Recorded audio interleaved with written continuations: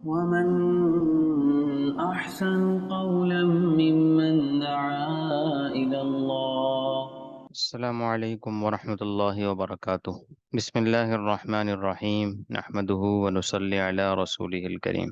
اللہ رب العزت کے فضل و کرم و احسان سے اللہ پاک نے ہمیں قرآن پاک کے اہم مضامین کو پڑھنے، پڑھانے اور سمجھنے کی توفیق نصیب فرمائی۔ اسی سلسلے کے اندر 15واں پارہ شروع ہو رہا ہے، جو کہ سورہ بنی اسرائیل سے شروع ہو رہا ہے۔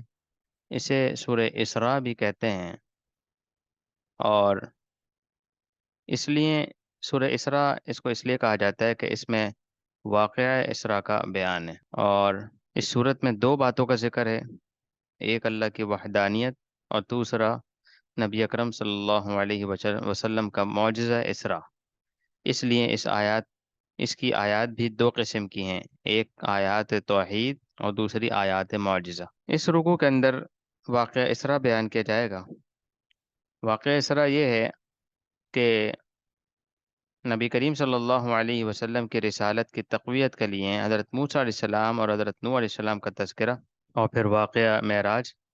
تو سب سے پہلے واقعہ اسراء معراج کا ذکر کیا گیا ہے، مسجد حرام سے مسجد اقصی تک۔ سبحان الذی، پاک ہے وہ ذات، اسریٰ بعبدہ، جو اپنے بندے کو رات کو سفر کر کے لے کر گئی، لیلا من المسجد الحرام الی المسجد الاقصی۔ تو جو رات کو سفر کیا جاتا ہے اسے اسریٰ کہا جاتا ہے۔ اسریٰ بعبدہ لیلا من المسجد الحرام الی المسجد الاقصی، پہلے مسجد حرام سے مسجد اقصی تک، اور پھر اس کے بعد آگے کا ذکر احادیث کے اندر بھی آتا ہے۔ تو مسجد اقصی تک کے سفر کو اسراء، اور وہاں سے آسمانوں پر جانے کو معراج۔ تو یہ جو واقعہ معراج مشہور ہے کہ معراج کا واقعہ آپ صلی اللہ علیہ وسلم کا، تو جو رات کا سفر ہے مسجد حرام سے مسجد اقصی تک، بیت اللہ سے بیت المقدس تک، تو اس سفر کو اسراء کہتے ہیں۔ اور جو اس کے بعد کا سفر ہے مسجد اقصی سے آسمانوں تک، اللہ تک، اس سفر کو معراج کہتے ہیں۔ اسراء کو قرآن پاک نے صراحت کے ساتھ ذکر کیا ہے، اور معراج کو صراحت کے ساتھ ذکر نہیں کیا۔ سب سے زیادہ صراحت کے قریب سورہ نجم کی آیت وَلَقَدْ رَآهُ نَزْلَةً أُخْرَى عِندَ سِدْرَةِ الْمُنتَهَى، جس میں اس بات کی تصریح ہے کہ آپ صلی اللہ علیہ وسلم نے حضرت جبریل علیہ السلام کو دوسری بار سدرۃ المنتہا کے پاس دیکھا۔ تو اس سے ظاہراً یہی معلوم ہوتا ہے کہ آپ سدرۃ المنتہا تک پہنچے تھے، اور پھر احادیث میں تو اس بات کی اس قدر صراحت ہے کہ مسئلہ تواتر کی حد تک پہنچ جاتا ہے۔ اس کے بعد پھر واقعہ اسراء معراج کو اہتمام سے ذکر کرنے کا مقصد کیا ہے؟ اللہ تعالیٰ نے جس اہتمام کے ساتھ اس واقعے کو بیان فرمایا ہے، اس سے اس واقعے کا انتہائی عجیب ہونا معلوم ہوتا ہے۔ اب اگر یہ نیند میں یا روحانی طور پر ہوتا تو یہ کوئی عجیب بات نہ تھی۔ یعنی کفار مکہ اور دوسرے لوگوں کا جو گمان تھا وہ یہ تھا کہ یہ نیند میں ہوا ہے۔ تو نیند میں اگر یہ واقعہ ہوتا تو نیند میں تو اس سے زیادہ بھی عجیب اور واقعات پیش آئے ہیں، تو لہذا اس واقعے کو اتنی اہمیت کے ساتھ بیان کرنا، یہ نیند کا واقعہ نہیں تھا، بیداری کا واقعہ تھا۔ اور پھر یہاں پہ جو عبد کا لفظ ہے، بعبدہ لیلم، تو عبد کا مصداق کیا ہے، اس کا معنی کیا ہے؟ تو عبد مذکور ہے، اور عبد کا مصداق مجموعہ روح و جسد ہوتا ہے۔ یعنی جب عبد کہا جاتا ہے تو اس میں روح اور جسم، جسد یعنی دونوں شامل ہوتے ہیں۔ تو اس سے بھی معلوم ہوتا ہے کہ معراج جسمانی تھی۔ اگر رات کو سوتے ہوئے ہو تو صرف روح جا کر جو ہے نا نظارہ کر کر آ جائے، ایسا نہیں تھا، بلکہ اللہ پاک نے اسریٰ بعبدہ یعنی سفر کیا بندے کے ساتھ، تو بندے سے مراد یہاں پہ روح بھی ہے اس کی، اور اس کا جسم بھی مراد ہے۔ یہ عربی کی تشریحات میں سے پھر اس کو سمجھا جاتا ہے۔ اور اس طرح سے یہ واقعہ معراج پیش آیا، اور آپ اللہ رب العزت تک معراج پہنچے ہیں، اور پھر وہاں پر اللہ پاک سے گفتگو ہوئی ہے اور ہم کلامی ہوئی ہے، اور اللہ پاک نے پھر وہاں پہ معراج کے واقعے میں یہ بھی مشہور ہے کہ آپ صلی اللہ علیہ وسلم کو واپسی پر تحفے میں نماز کا تحفہ عطا فرمایا، اور واقعہ طویل ہے کہ آپ کو 50 نمازیں عطا فرمائیں۔ واپسی پر ملاقات ہوئی موسیٰ علیہ السلام سے، تو فرمایا کہ آپ کی امت اس کو حکم کو ادا نہیں کر سکے گی پورا، تو کم کراتے ہوئے کراتے کراتے یہ 5 نمازیں رہ گئیں، اور پھر اس کے بعد جو ہے آپ صلی اللہ علیہ وسلم نے بیت المقدس میں انبیاء کی امامت بھی کرائی ہے۔ اس کا بھی ذکر احادیث کے اندر موجود ہے۔ قرآن پاک میں صرف اتنا ہی واقعہ مشہور ہے، اور اس واقعے کے اندر پھر اور اس کے اجمالی جو 2 واقعوں کا بیان ہے وہ بیان کیا جائے گا۔ پہلا یہ ہے کہ بخت نصر کا یہود پر مسلط ہونا، بنی اسرائیل پر پہلی بار ان کے گناہوں میں منہمک ہو جانے کی وجہ سے بخت نصر کو مسلط کیا گیا، جس نے اس قدر خون بہایا اور قتل و غارت کر دی کہ پورے شہر میں آگ لگا دی اور اس کو میدان کر دیا، جس کے بعد یہود جلا وطن ہو کر 70 سال تک نہایت ذلت اور خواری کے ساتھ بابل میں رہے۔ اور اس کے بعد دوسرا واقعہ شاہ تیتلس کا یہود پر مسلط ہونا ہے۔ جب بادشاہ بابل کا شاہ ایران کے ہاتھوں استیصال ہوا، ملاقات ہوئی، تو شاہ ایران نے یہودیوں پر رحم کھاتے ہوئے انہیں واپس شام بھیج دیا اور نئے سرے سے شہر کی تعمیر بھی کر دی، جس کے بعد ایک وقت تک یہود کی شرارتیں کم ہو گئیں، مگر کچھ عرصے بعد یہود نے پھر شرارتیں شروع کر دیں۔ اس بار ان پر شاہ روم تیتلس کو مسلط کیا گیا، جو نہ یہودی تھا اور نہ نصرانی۔ اس نے پھر شہر کی وہی حالت کر دی جو بخت نصر نے کی تھی۔ تو یہ تھے یہودیوں کی شرارتوں کے وہ 2 واقعات جن کی ان کو خوب سزا ملی۔ تو ان دونوں واقعات سے یہ سبق ملا کہ جب قوم سرکشی اور بغاوت پر اتر آتی ہے تو اللہ تعالیٰ ظالموں کو ان پر مسلط کر دیتا ہے، تو پھر وہ کسی کی رعایت نہیں رکھتے۔ یعنی جو قوم گناہوں کے اندر منہمک ہو جائے تو اللہ پر ان پر ظالم مسلط کر دیتے ہیں، اور پھر وہ ظالم کسی کی رعایت نہیں رکھتے۔ اور پھر یہاں پہ وَجَعَلْنَا اللَّيْلَ وَالنَّهَارَ آيَتَيْنِ فَمَحَوْنَا آيَةَ اللَّيْلِ وَجَعَلْنَا آيَةَ النَّهَارِ مُبْصِرَةً لِتَبْتَغُوا فَضْلًا مِّن رَّبِّكُمْ وَلِتَعْلَمُوا عَدَدَ السِّنِينَ وَالْحِسَابَ۔ تو دن اور رات کی حکمت بتائی گئی ہے کہ اللہ تعالیٰ نے تمہارے لیے دن اور رات کو بنایا ہے، رات کو مٹا کر دن نکالتا ہے، جس کی 2 حکمتیں ہیں، تاکہ تم دن کی روشنی میں اپنے کام کاج کر سکو، بزنس تجارت کر سکو، کے لیے کوشش بھی کرو۔ دوسرا یہ کہ دنوں کے اختلاف اور دنوں کے چھوٹے بڑے ہونے کا حساب لگا سکو۔ یعنی جو ہمارے ڈیز ہوتے ہیں، دن ہیں، یہ چھوٹے ہوتے ہیں سردیوں میں اور پھر گرمی میں بڑے ہوتے ہیں، تو اس سے حساب لگایا جا سکتا ہے، سالوں کا حساب لگتا ہے کہ اب یہ سردی کا موسم ہے، اب یہ گرمی کا موسم ہے، اور اس طریقے سے حساب و کتاب شمار کیا جاتا ہے۔ تو یہاں پہ دن اور رات کی پیدائش کی حکمت بتائی گئی۔ یعنی سوال پیدا ہو سکتا تھا دل میں کہ اللہ پاک نے دن ہی کیوں نہیں بنا دیا پوری زندگی، کہ انسان پیدا ہو بس سورج نکلا رہے اور کام کاج چلتے رہیں، جس کو سونا وہ اندھیرا کر کے گھر میں سو جائے۔ لیکن نہیں، اللہ نے ایک خوبصورت نظام بنایا ہے۔ تو یہ جو دن اور رات کا نظام ہے، اس کے پیچھے ایک حکمت، 2 حکمتیں تھیں۔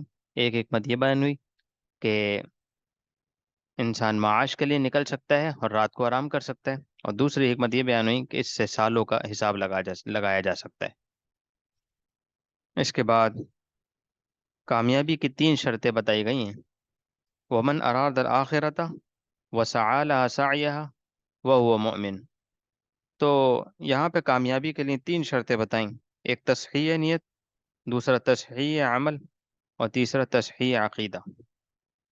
تو معلوم ہوا کہ نیت صحیح ہونی چاہیے، عمل صحیح ہونا چاہیے، اور عقیدہ صحیح ہونا چاہیے۔ اگر کسی انسان کے اندر یہ تینوں چیزیں ہیں تو اس کی محنت ضائع نہیں جائے گی، وہ انسان انشاءاللہ کامیاب ہوگا۔ تو یہ اس آیت کے اندر اراد الآخرہ، جس کی نیت آخرت ہو، یعنی نیت صحیح ہو، وسعی لها سعیها، تو اور اس کا عمل جو ہے وہ صحیح ہو بالکل، اور وہ ہوا مؤمن، اور اس کا عقیدہ ایمان والوں کا عقیدہ ہو، تو اس کی محنت ضائع نہیں جائے گی۔ تو یہ لہذا کامیابی کے لیے 3 شرطیں بتا دیں کہ انسان اگر دنیا میں کامیاب ہونا چاہتا ہے تو وہ 3 شرطوں کو پورا کرے۔ اس کے آگے پھر رکو نمبر 3 اور 4 کے اندر اللہ پاک نے مسلم معاشرے کو مہذب بنانے والے 14 اصول بتائیں۔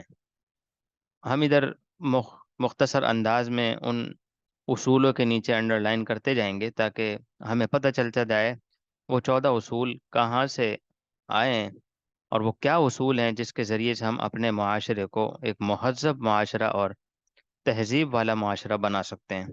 ان میں سب سے پہلے وَقَضَىٰ رَبُّكَ أَلَّا تَعْبُدُوا إِلَّا إِيَّاهُ، کہ صرف اللہ تعالیٰ کی عبادت کرو، یعنی کسی کو اللہ کی عبادت میں شریک نہیں کرو۔ اور دوسرا وَبِالْوَالِدَيْنِ إِحْسَانًا، والدین کے ساتھ نیک سلوک کرو۔ اور تیسرا اصول یہ بتایا گیا وَآتِ ذَا الْقُرْبَى حَقَّهُ وَالْمِسْكِينَ وَابْنَ السَّبِيلِ، کہ رشتہ داروں، مسکینوں اور مسافروں کو ان کا حق دو۔ وَلَا تُبَذِّرْ تَبْذِيرًا، کنجوسی بھی نہیں کرو، فضول خرچی بھی نہیں کرو، بلکہ اعتدال کی راہ اختیار کر لو۔ اور اس کے بعد پانچواں اصول بتایا ہے، اگر کسی کی حاجت پوری نہ کر سکو تو نرمی سے جواب دو۔ یعنی بہت سے لوگوں کے سامنے کبھی کوئی مانگنے والا آ جاتا ہے، تو اگر ہمیں دینا نہیں ہوتا تو ہم ان کے ساتھ نرمی کے ساتھ پیش آئیں اور ہم ان کو دعا دیتے ہوئے چلے جائیں کہ اللہ آپ کی مدد کریں۔ لیکن اس کو جھڑک دینا، اس کو غصہ کر دینا اس کے اوپر، کہ یا برا بھلا کہہ دینا، یہ مناسب نہیں ہے۔ تو اگر کسی کی حاجت پوری کر سکتا ہے انسان تو کر لے، اور اگر نہیں کر سکتا تو کم سے کم یہ ہے کہ اس کے ساتھ نرمی سے جواب دے، اس کے ساتھ اعراض نہ کرے اور نہ ہی اس کے ساتھ سختی کا معاملہ کرے۔ اور پھر آگے وَلَا تَقْتُلُوا أَوْلَادَكُمْ خَشْيَةَ إِمْلَاقٍ، اپنی اولاد کو مفلسی کے ڈر سے قتل نہ کرو کہ یہ کھائیں گے کہاں سے۔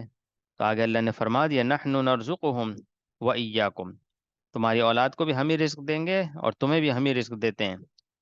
ان قتلهم کان خطأ کبیرا، یہ جو تمہارا قتل کرنا ہے اولاد کو رزق کے خوف سے کہ ان کو کھلائے گا کون، تو یہ تمہارا بہت بڑا گناہ ہے۔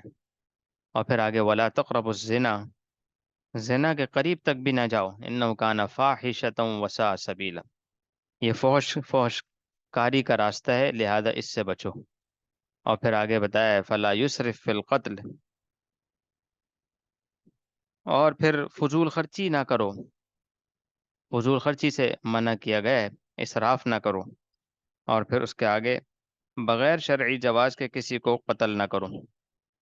ولا تقربوا مال الیتیم الا باللتی ہی احسن، کہ بغیر شرعی جواز کے کسی کو قتل نہ کرو، شرعی حدود سے تجاوز کرتے ہوئے یتیم کے مال کے پاس نہ بھٹکو۔ اور اسی طریقے سے اوفوا بالعہد ان العہد کان مسئولا،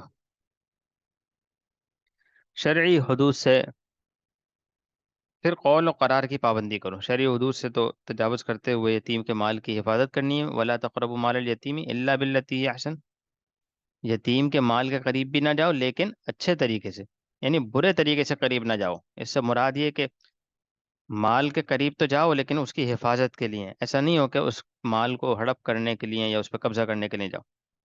اسی طریقے سے اپنے قول اور قرار کے اندر پابندی رکھو، ناپ تول میں کمی پیشی ہرگز نہ کرو، جس بات کا تمہیں علم نہیں اس بات کے پیچھے نہ پڑو، غرور اور تکبر ولا تمشی فی الارض مرحا انک لن تخرق الارض ولن تبلغ الجبال طولا، غرور اور تکبر کی چال نہ چلو۔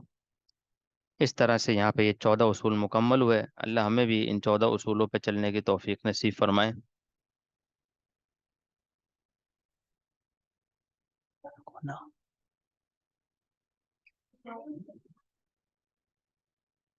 اس کے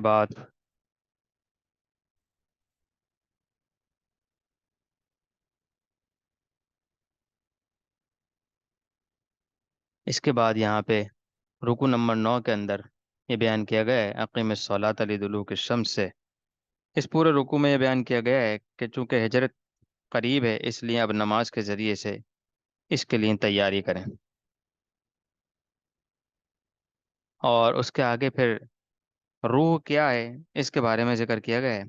مشرکین یہود کو عالم جانتے تھے، اس لیے یہ مشرکین یہود کے پاس گئے اور ان سے یہ کہا کہ ہمیں چند سوالات بنا کر دو تاکہ ہم حضور صلی اللہ علیہ وسلم کے سامنے پیش کریں۔ چنانچہ یہود نے مشرکین سے کہا تو جواب میں انہوں نے تورات و انجیل کے مطابق یہ بتایا کہ ان سے روح کے بارے میں پوچھو، اگر اس نبی نے تورات اور انجیل کے مطابق جواب دے دیا تو ہم مانیں گے کہ یہ سچا نبی ہے، کیونکہ پہلی کتابوں میں بھی تھا کہ روح کا علم اللہ تعالیٰ نے کسی کو نہیں دیا۔ جب انہوں نے سوال کیا تو آپ صلی اللہ علیہ وسلم نے تورات و انجیل کے مطابق جواب دے دیا، لیکن انہوں نے اپنی ضد اور عناد کی وجہ سے اس کو بھی نہیں مانا۔ اور اس کے بعد پھر حضرت موسیٰ علیہ السلام کو دی جانے والی نشانیوں کا بیان ہے۔ وَلَقَدْ آتَيْنَا مُوسَى 9 آیات بینات فاسأل بنی اسرائیل اذ جاءہم فقال له فرعون انی لأظنک یا موسیٰ مسحورا۔ 9 نشانیوں کے بارے میں بتایا گیا ہے جن کا تذکرہ سورہ اعراف میں گزر چکا ہے پیچھے۔ تو آپ علیہ السلام کے 2 معجزے، قرآن اور یہ اسرا والا واقعہ، یعنی واقعہ معراج، تو حضرت موسیٰ علیہ السلام کے تمام معجزات پر حاوی ہیں۔ آپ صلی اللہ علیہ وسلم کے صرف 2 معجزے، ایک تو قرآن آپ کے اوپر اترے اور دوسرا یہ اسرا والا واقعہ، یہ موسیٰ علیہ السلام کے جتنی آپ نے موسیٰ علیہ السلام کو نشانیاں دیں اور معجزے ہوئے، ان سارے پر سب پر بھاری ہے، حاوی ہے، کیونکہ قرآن کریم کی ہر 3 آیتیں ایک مستقل معجزہ ہے۔ اس کے بعد پھر دعا کے آداب بتائے گئے ہیں۔ قل ادعوا اللہ او ادعوا الرحمن ایما تدعوا فلہ الاسماء الحسنی۔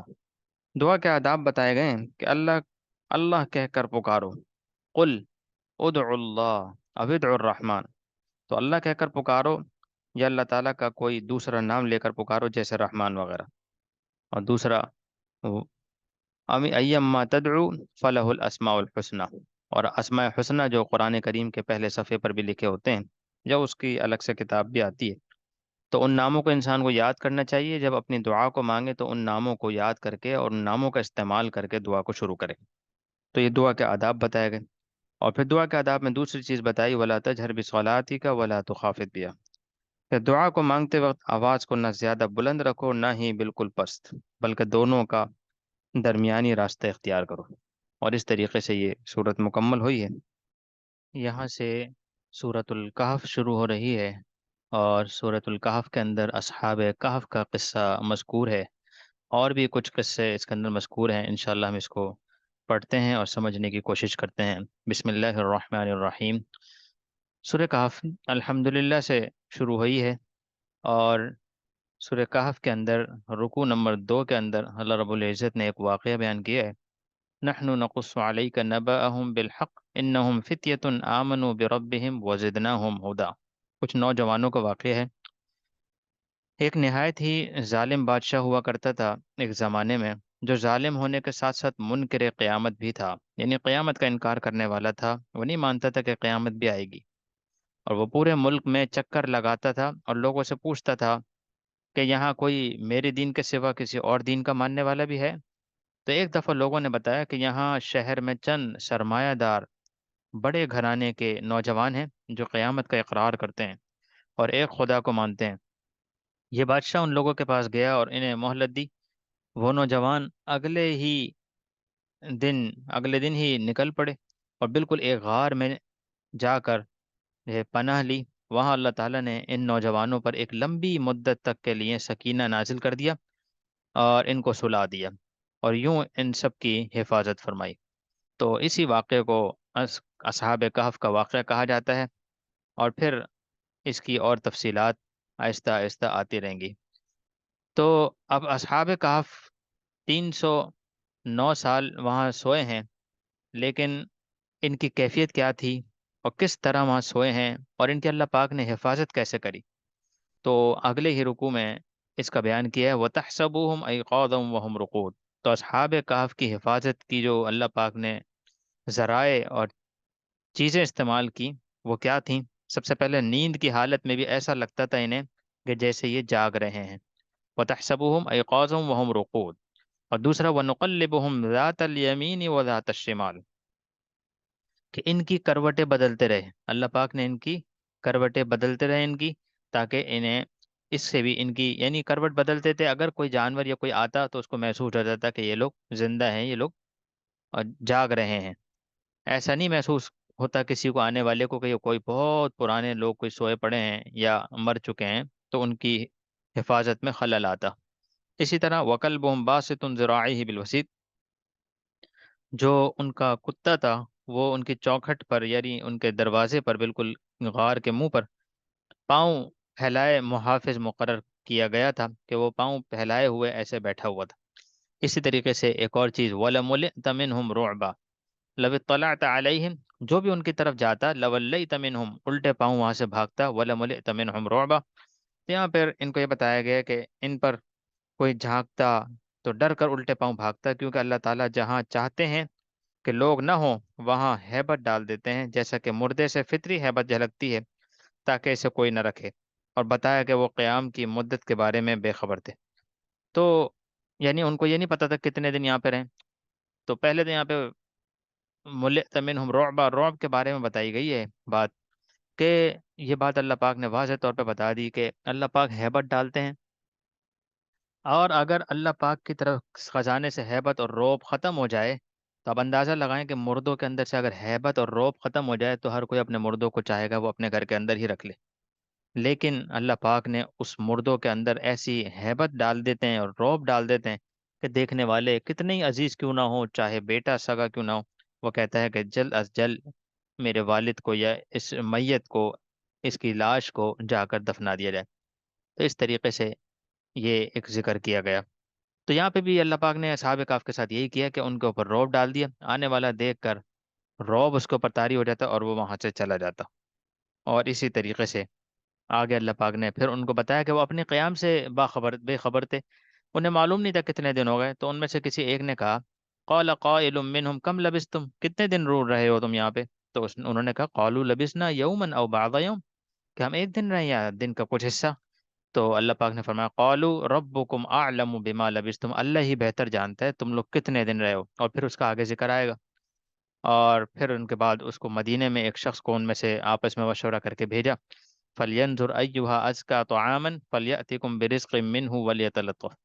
تو ایک کو بھیجا کچھ اس وقت کے زمانے کے کی کرنسی لے کر، اور وہ یوں ہی سمجھ رہا تھا کہ مجھے ایک دن یا کچھ حصہ گزرا ہے غار میں، لہذا میں جا کر کچھ خرید کے لے آتا ہوں۔ جب وہاں جا کر کچھ خریدنے لگا تو جب بازار میں دیکھا اور وہ کرنسی دکھائی تو اس نے کہا کہ تم کون ہو؟ اور وہ بازار والے سمجھ گئے کہ یہ تو بہت پہلے ایک بادشاہ کے زمانے کی کرنسی ہے، اور اس طریقے سے ان کا پردہ فاش ہو گیا۔ اور پھر یہاں پہ وَلْيَتَلَطَّفْ، یہ جو پورا جملہ ہے یہ حروف کے اعتبار سے قرآن کا وسط ہے، یعنی مڈل ہے بالکل۔ اور اس میں بھی جو تا کا لفظ ہے، علماء نے لکھا ہے کہ یہ جو تا کا لفظ ہے اس پورے ورڈ کے اندر واو لام یا تین، اور فا تو لام تین، تو درمیان میں ایک لفظ آ گیا تا، یہ والا تا۔ تو اس تا کو یعنی درمیان کا مکمل طور پہ بالکل یعنی مٹ کہا جا سکتا ہے کہ یہ بالکل درمیانی لفظ ہے، یہ والا تا۔ تو یہ حروف کے اعتبار سے ایک نقطہ تھا تو جو یہاں پہ بیان ہوا۔ اور پھر اس کے آگے اللہ رب العزت نے ایک آیت کے اندر اگلے رکوع میں یہ بتایا ہے وَلَا تَقُولَنَّ لِشَيْءٍ إِنِّي فَاعِلٌ ذَلِكَ غَدًا إِلَّا أَن يَشَاءَ اللَّهُ، کہ آئندہ کام کے لیے انشاءاللہ ضرور کہا کریں۔ اس رکوع میں اس بات کی تعلیم دی گئی ہے کہ آپ جب بھی کسی کام کے کرنے یا ہونے کا کہیں تو اس کے ساتھ انشاءاللہ ضرور کہہ دیا کریں۔ اور پھر نبی کریم صلی اللہ علیہ وسلم سے یہ کہا گیا کہ آپ توحید پر پختہ رہیں اور اپنے ساتھیوں کا بھرپور ساتھ دیں، اور ان لوگوں سے اعراض کریں جو ہمارے ذکر سے غافل ہیں۔ اور اس کے بعد پھر دو بھائیوں کا واقعہ بیان کیا گیا ہے۔ پہلے تو یہاں پہ ان الذین آمنوا وعملوا الصالحات انا لا نضيع اجر من احسن عملا، اس بات کا بیان کیا گیا ہے کہ منکرین کے لیے عتاب کا بیان ہے کہ یہی حق ہے، چاہو تو مانو اور چاہو تو نہ مانو، مگر اتنا یاد رکھو کہ نہ ماننے والوں کے لیے جہنم کا عذاب تیار ہے، اور نیک اعمال کرنے والوں کے لیے، مومنوں کے لیے جنت کا وعدہ ہے۔ تو یہاں پہ اس بات کا بیان ہے ان الذین آمنوا وعملوا الصالحات، نو ایمان لے کر آئے، اعمال کیے اچھے، تو ان لا نضيع اجر من احسن عملا، ان کا اجر ہم ضائع نہیں کریں گے۔ اولئک لهم جنات، ان کے لیے باغات ہیں، عدن تجری من تحتہم الانہار، اور ایسے باغات ہیں جس کے جنت ہیں جس کے نیچے نہریں بہہ رہی ہوں گی۔ اور پھر آگے اس کی پوری تفصیل بیان کی گئی ہے۔ اور پھر آگے دو بھائیوں کا واقعہ بیان ہو رہا ہے۔ اس رکوع میں ان دو بھائیوں کے واقعے کا بیان ہے جن میں ایک کو تو اللہ تعالیٰ نے خوب مال و دولت عطا فرمایا، اور دوسرے کو دولت سے بھی نوازا، جبکہ دوسرا غریب تھا، مگر دین اور عقیدہ کے اعتبار سے پہلا شرک کرنے والا تھا جس کے پاس مال تھا وہ مشرک تھا، اور دوسرا موحد تھا یعنی توحید کرنے والا تھا جو غریب تھا۔ تو خلاصہ یعنی اس طرح یوں سمجھ لیں کہ ایک بھائی امیر بھی تھا لیکن شرک کرنے والا تھا، دوسرا بھائی غریب تھا لیکن توحید کا ماننے والا تھا۔ تو پہلے کے دو باغ تھے، اور جن سے ہر سال پورا پورا پورا غلہ اور پھل بھی آتا تھا، اور اس میں کبھی بھی نقصان نہیں ہوا تھا۔ اس باغ کے علاوہ اس کے پاس اور بھی دولت کا بہت سا سامان تھا، یعنی یہ اس کی بات ہو رہی ہے مشرک کی، جس کے پاس پیسہ بھی بہت تھا، مالدار بھی بہت تھا، لیکن شرک بھی کرتا تھا۔ تو اس کی بات ہو رہی ہے کہ اس کا پورا پورا غلہ بھی آتا تھا، نقصان بھی نہیں ہوتا تھا، باغ کے علاوہ بھی اس کے پاس اور بھی دولت تھی، سامان تھا، اس میں سے بھی آتا تھا، مگر اس شخص میں کچھ بیماریاں تھیں۔ نمبر ایک تکبر، نمبر دو انکار توحید، توحید کا انکار کرتا تھا، اور تیسرا قیامت کا انکار کرتا تھا۔ تو یہاں پہ یہ بتایا گیا ہے کہ اللہ کے ہاں مکرم معزز ہونے کا گمان، یعنی ان لوگوں کا گمان یہ تھا کہ جیسے دنیا میں عیش و عشرت کے ساتھ رہے ہیں، ویسے ہی اگر آخرت قائم ہوئی بھی تو وہاں بھی ایسے ہی عیش و عشرت کے ساتھ ہم رہیں گے۔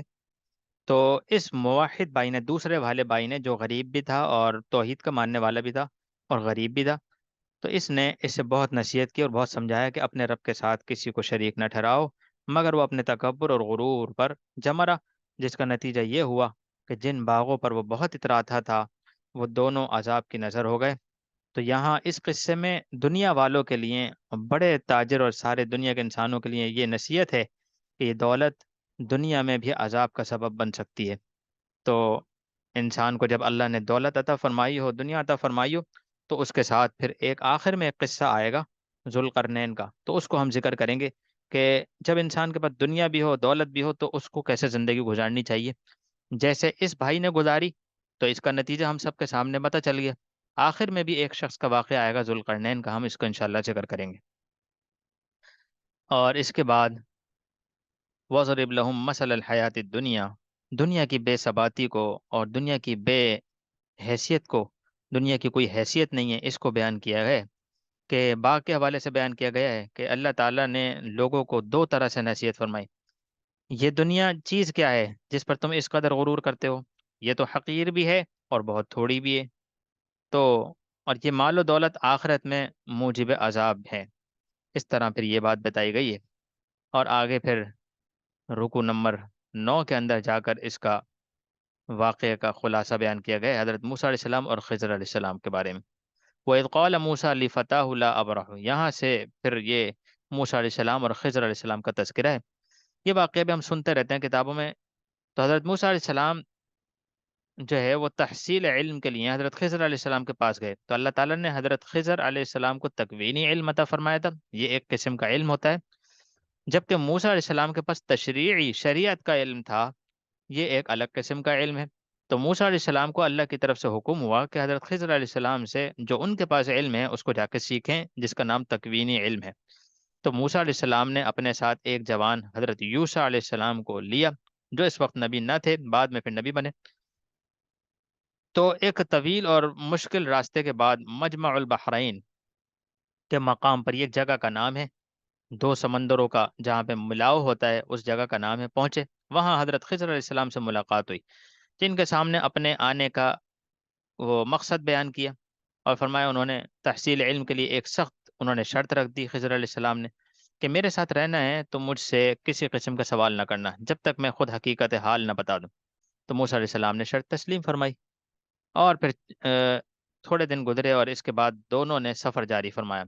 تو ایک کشتی پر سوار ہوئے، کشتی والوں نے کرایہ بھی نہ لیا، مگر حضرت خضر علیہ السلام کی تنبیہ پر خضر علیہ السلام نے کشتی کو عیب دار بنا دیا، یعنی اس کے اندر نقص کر دیا۔ موسیٰ علیہ السلام بول پڑے کہ آپ کشتی توڑ کر سواروں کو ڈبونا چاہتے ہیں؟ تو حضرت خضر علیہ السلام نے تنبیہ کی، اور پھر موسیٰ علیہ السلام نے معذرت کی، پھر آگے چلے، پھر دیکھا کہ چند بچے کھیل رہے ہیں، حضرت خضر علیہ السلام ایک بچے کو انہوں نے جو ہے مار ڈالا۔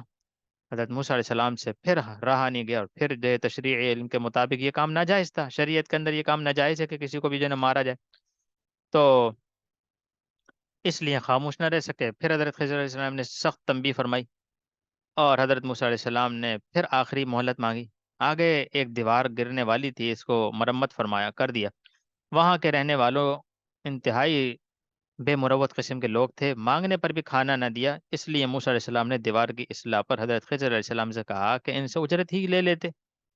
تو اس طریقے سے یہ سارا یہاں پہ واقعہ بیان ہوا ہے۔ فَانطَلَقَا حَتَّىٰ إِذَا رَكِبَ فِي السَّفِينَةِ خَرَقَهَا، اس کے اندر عیب بنا دیا، اور پھر آگے فَانطَلَقَا حَتَّىٰ إِذَا لَقِيَ غُلَامًا فَقَتَلَهُ، اور جب اس بچے کو دیکھا تو اس کو جو ہے قتل کر دیا۔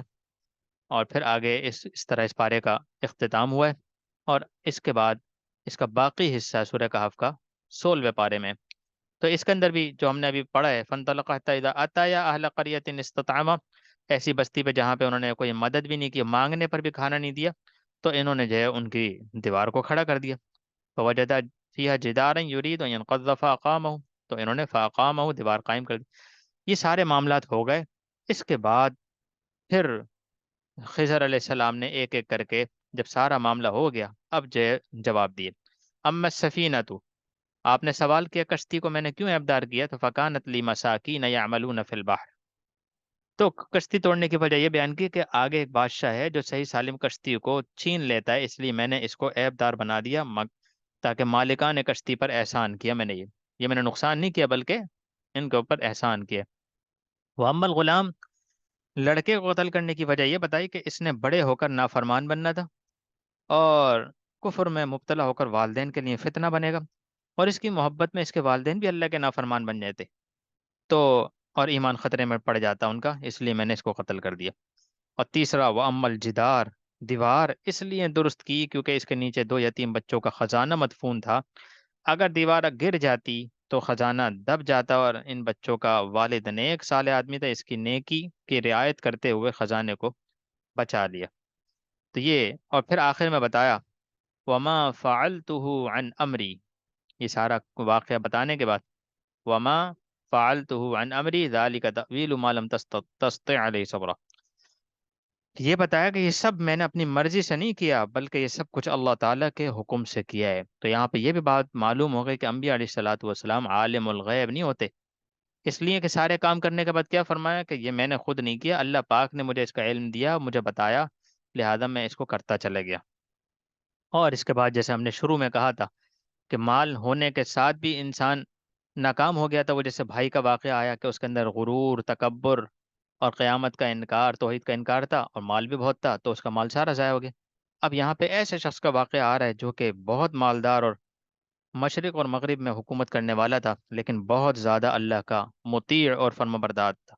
وَيَسْأَلُونَكَ عَنْ ذِي الْقَرْنَيْنِ، تو یہاں ذوالقرنین کے واقعے کا بیان ہے۔ ذوالقرنین نے مشرق و مغرب کے علاقوں کو فتح کیا، اور جیسے نیچے آگے آ رہا ہے حتی اذا بلغ مغرب الشمس وجدها تغرب فی عین حمیۃ ووجد عندها قوما، فتح کی اور اسلامی حکومت قائم کی، غرض پوری دنیا کی حکمرانی اللہ نے عطا کی، مگر اس کے باوجود بھی اللہ کی یاد سے غافل نہ ہوئے۔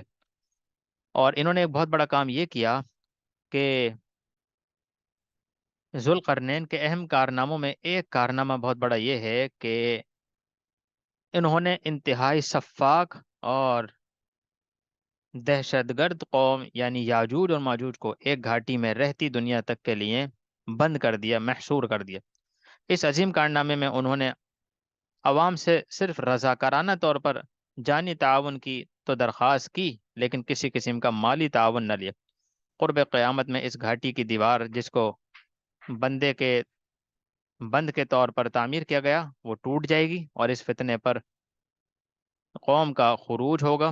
اس دیوار کا جو محل وقوع ہے، یعنی یہ کتنی بڑی ہے، کہاں واقع ہے، ان سب کا علم اللہ ہی کو ہے۔ جیسے دنیا میں کہا جاتا ہے کہ یہ دیوار چین جو ہے وہ یاجوج ماجوج کی، یہ دنیا کا ایک تجربہ اور وہ ہے، باقی اصل اس کے بارے میں اللہ پاک کو ہی اس کا علم ہے۔ اس طریقے سے یہ صورت کا خلاصہ مکمل ہوا، اور پھر اللہ پاک نے آگے کافروں کے اعمال کے بارے میں بھی بتایا کہ کافروں کے اعمال قیامت کے دن بیکار ثابت ہوں گے، اور ان کے لیے کوئی ترازو قائم نہ ہوگی، بلکہ بغیر حساب و کتاب جہنم میں بھیج دیے جائیں گے، اور اہل ایمان کے لیے اللہ تعالیٰ خود جنت میں میزبان ہوگا۔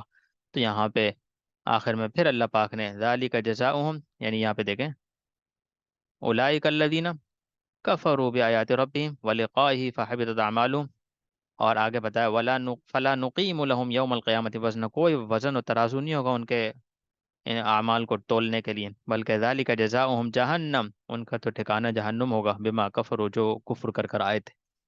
اور آگے ان الذین آمنوا وعملوا الصالحات کانت لہم جنات الفردوس نزلا، ان کے لیے تو جنت فردوس ہے، خالدین فیہا، اس کے اندر ہمیشہ ہمیشہ رہیں گے۔ آخر میں ایک بات بتائی، قل لو کان البحر مدادا، یہاں پہ ایک نقطہ بیان کیا ہے، اور وہ یہ ہے کہ اگر سارے سمندروں کو دنیا کے سیاہی بنا دیا جائے اور اس سے پھر لکھا جائے اللہ کی تعریف کو، لکلمات ربی، تو بتایا لنفد البحر قبل ان تنفد کلمات ربی، کہ یہ سارے سمندر کی سیاہی ختم ہو جائے گی، اللہ کے لکھنے کے لیے جو کلمات ہیں بڑائی کے تعریف کے، وہ ختم نہیں ہوں گے۔ اور پھر بتایا کہ اسی پر اکتفا نہیں، وَلَوْ جِئْنَا بِمِثْلِهِ مَدَدًا، دوبارہ یہ سمندر لے کر آؤ اور ان کو سیاہی بناؤ، پھر اللہ کی تعریف لکھو، تو اس طرح معاملہ چلتا رہے گا، لیکن اللہ کی تعریف اور حمد و ثنا ختم نہیں ہوگی۔